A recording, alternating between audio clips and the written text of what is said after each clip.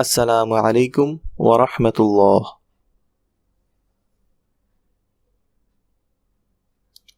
আদ-দারসুর রাবিউ, lesson 4, হারফু jar.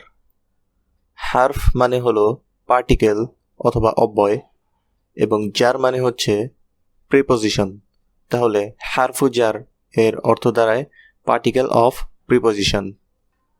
Pre মানে পূর্বে অথবা আগে এবং পজিশন মানে হচ্ছে অবস্থান। তাহলে হারফু জার বা প্রিপোজিশনের বৈশিষ্ট্য হচ্ছে এটা ইসম বা নাউনের পূর্বে বা আগে বসে এবং ইসম বা নাউনকে মাজরুর করে, অর্থাৎ জেনেটিভ কেস এ রূপান্তর করে। মনে আছে, আমরা ইতিপূর্বে নাউনের 3টি কেস নিয়ে আলোচনা করেছিলাম।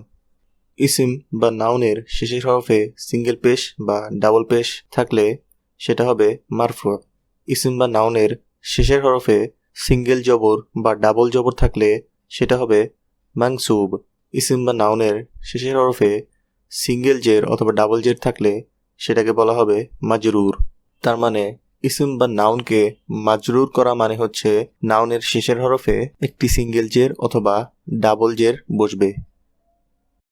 এখন আমি এখানে অনেকগুলো প্রয়োজনীয় হারফু জার অর্থাৎ প্রিপোজিশনের তালিকা তৈরি করব।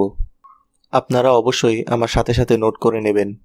হারফু জার, বাংলায় একে বলা হয় পদান্বয়ী অব্যয় এবং ইংরেজিতে প্রিপোজিশন। ফি, বাংলায় মধ্যে অথবা ভিতরে, ইংলিশে ইন অথবা ইনসাইড।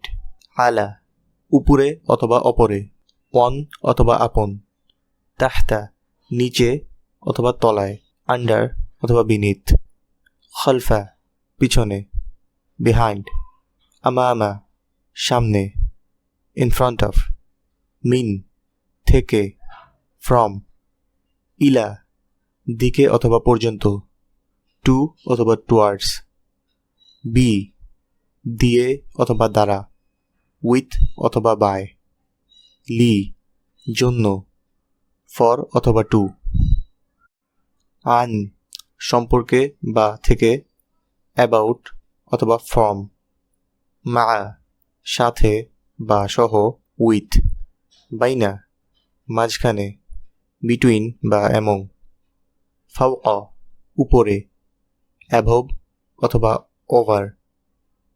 বাদা, পরে বা পরবর্তী, আফটার।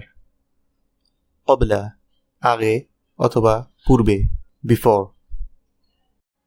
জানিবা, পাশে বা সংলগ্ন, বিসাইড, নেক্সট টু। হাউলা, চারপাশে বা ঘিরে, অ্যারাউন্ড। দাখিলা, ভিতরে, ইনসাইড। খারিজা, বাহিরে, আউটসাইড। বুক 1-এ আমরা মূলত ফি, আলা, তাহতা, খলফা, আমামা, মিন, ইলা এই কয়টি হারফু জারের ব্যবহার শিখব। আল বাইতু, বাড়িটি, দ্য হাউস।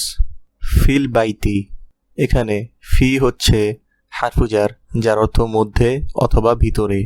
আল বাইতু হচ্ছে ডেফিনেট নাউন এবং এটা মারফু, কারণ আমরা শিখেছিলাম যে নাউন এর শেষের হরফে সিঙ্গেল পেশ অথবা ডাবল পেশ থাকলে সেটাকে বলা হবে মারফু। আর ইসম বা নাউনের শুরুতে বা পূর্বে যেহেতু ফি হারফু জার বসেছে, তাই ইসমকে মাজরুরে কনভার্ট করতে হবে, অর্থাৎ নাউনটির শেষের হরফে জের চিহ্ন বসবে। কারণ আমরা শিখেছিলাম প্রিপোজিশন বা হারফু জার ইসম বা নাউনের পূর্বে বসে নাউনকে মাজরুর করে, অর্থাৎ জেনেটিভ কেসে রূপান্তর করে। আর নাউনের শেষের হরফে সিঙ্গেল জের বা ডাবল জের থাকলে সেটাকে মাজরুর বলা হয়। তাহলে এখানে আল বাইতি মানে হচ্ছে বাড়িটির। তাহলে ফিল বাইতি এর অর্থ দাঁড়ায় বাড়িটির মধ্যে অথবা ভিতরে, ইন দ্য হাউস।